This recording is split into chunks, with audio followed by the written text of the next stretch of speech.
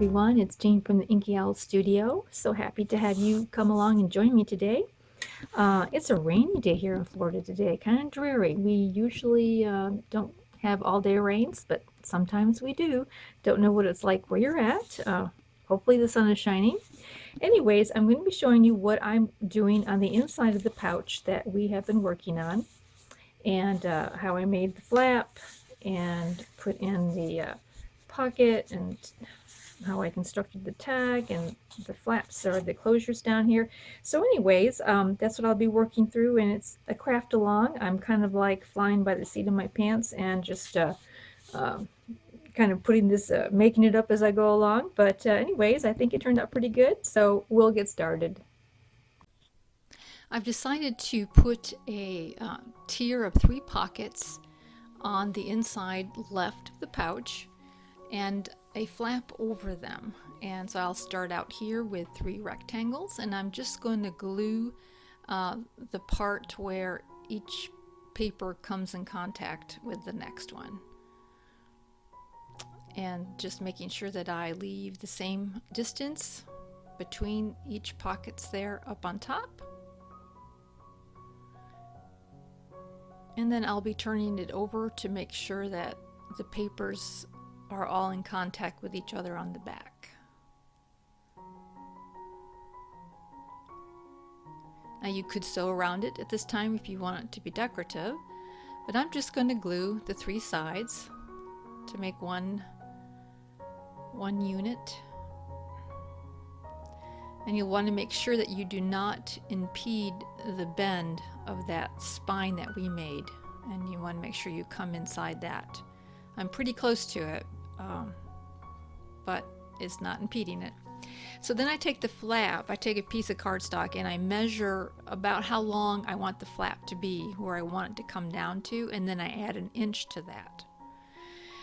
And I make a 3/4 of an inch score line and about 1/8 of an inch past that, and give it a good burnish. I also miter the corners.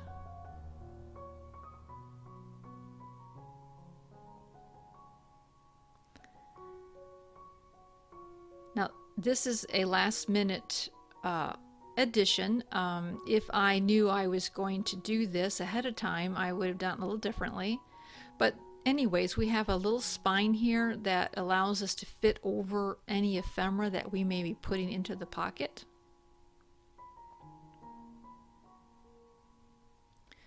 And it's going to rest up there on top. If you are distressing, I would recommend doing the inside now. It'll be a little easier, the outside and inside. You will see a little border line on the inside when you put the other pocket on. And that pocket has to have entry from the side of the flap that is not scored. And you'll want about an additional 1/2 inch to the width of your flap. And I left about a 1/2 inch on the top, and I didn't add anything to the bottom, and that's kind of where my measurement was, but you may have to experiment. I'm putting in 3/8 of an inch score line on 3 sides.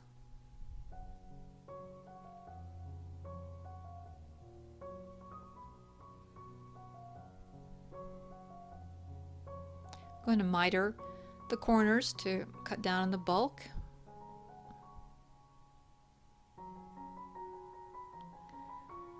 And fold them over.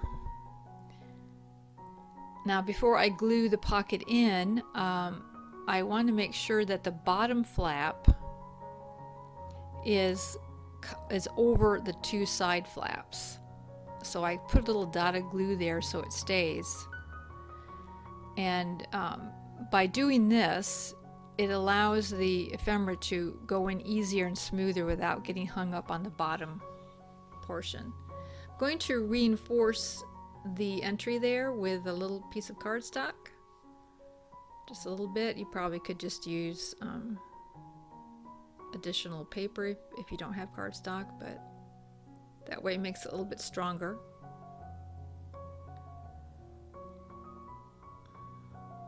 And so when I glue the pocket on, I'm going to make sure that the top of the pocket is on the side of the flap that is not scored. You don't want to put the opening where the score lines are on the flap. You want to make sure it's on the opposite side, because you're sort of putting it in counterintuitively. So that's kind of how I always make sure I've got it the right way, is at the bottom of the pocket is on the side where the score lines are. And you want that pocket to fit just inside your flap.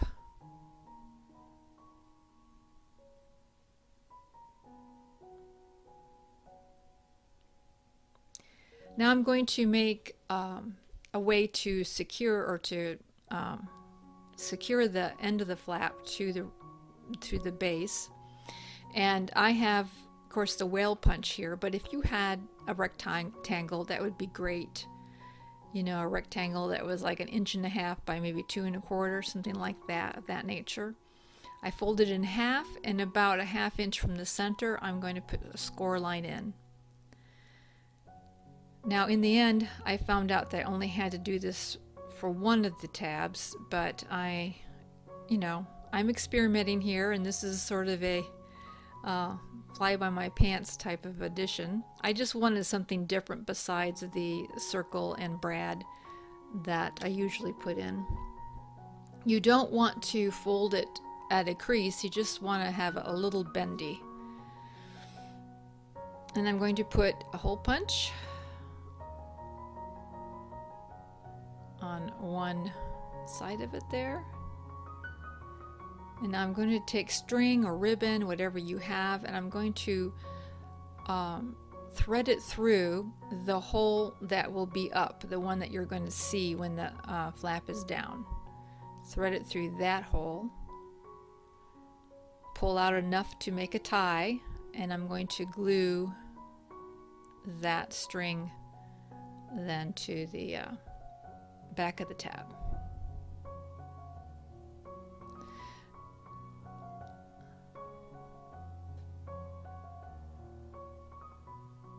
And I'm going to glue the flap down, but you don't want to cover your holes. I'm kind of doing it at this point because the whale punch just has a natural, I don't know. To me, that's where I think it belongs. But you don't want to cover the holes when you glue it to your flap.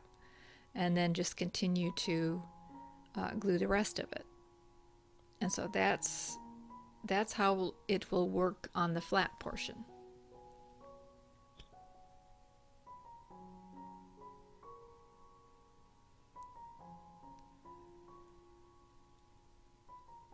I did the same with the bottom tab, only this time I'm going to glue it all together at the same time. And the reason I do this is because the bottom tab does not have a flap.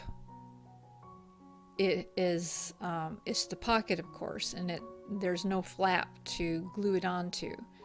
So I can well, we'll get there.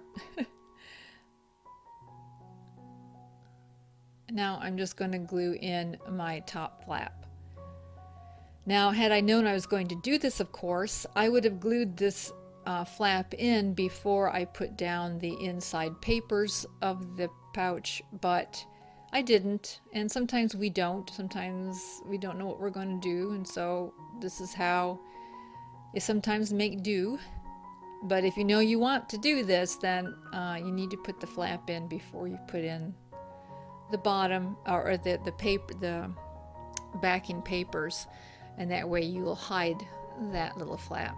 But we'll still make it work. And also, if I'd thought it through a little better, I would have made the top flap a little shorter, but I didn't. So you want to glue just half of that tab onto the bottom there, and that way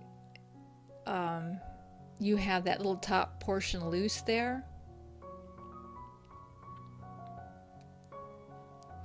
Now, I guess you could just glue it all down flat, but I kind of felt that having that loose gave it just a little dimension to look like a tab, and I think it's just, how you like to see it. But I definitely would have made a shorter flap. Anyway, so now we have to cover up our little tab there, and I just took some decorative paper, put in a cute little edging on it, and I'm just going to glue that down. I you can use anything to hide that flap. You can use lace, um, whatever, and I probably will end up going back in and putting a label on that so a person can write on it or something, but that's how I did that, and just kind of hid the fact that it was a last minute idea. Now I'm going to make a tag for the inside, and of course you want it to be at least a half inch more narrow than your pocket is, so that it'll slide in and out nicely. And I just wanted to show you an idea for the corners, taking a round punch, and I'm just going to go in, you know, I just eye it up about the same all the way around.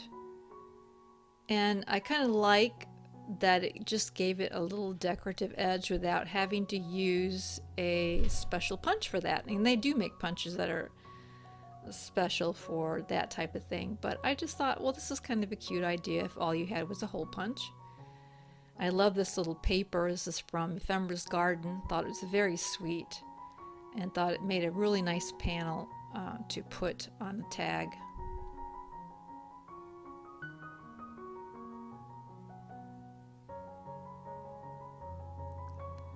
And I'm going to put in a little ribbon up on top. And the ribbon is actually very functional because it'll help the person to pull out the tag easily. So I'm just going to nip it down. It doesn't have to be very long, just enough to take a hold of. And that way it'll be easier to take that tag out. And so there we have it. We have that little flap area and the little tabs that tie. I just thought it was kind of cute, something different besides the button and brad. Now I thought I would go ahead and decorate that for you, show you what I'm going to do. I got that picture, that piece of ephemera, and I just doubled the length of it on some decorative paper. Didn't folded it not totally in half, but almost in half. And that way, the bottom won't peek out of the flap. Put a little bit of lace on it. And now we have sort of a secret writing place, because once we put all this together, it's not easy to tell that this is a flap that flips up, especially with something that kind of covers the bottom there, kind of hides that fact that you can flip it up. So that's what I did. So I hope this gave you some ideas on how to decorate the inside of your pouch or whatever you're working on. Please like this video if you enjoyed it. That does help me so very, very much. And I appreciate you viewing, and I love your comments. They're very encouraging to me. Thank you for taking that time. And we'll see you later. Bye.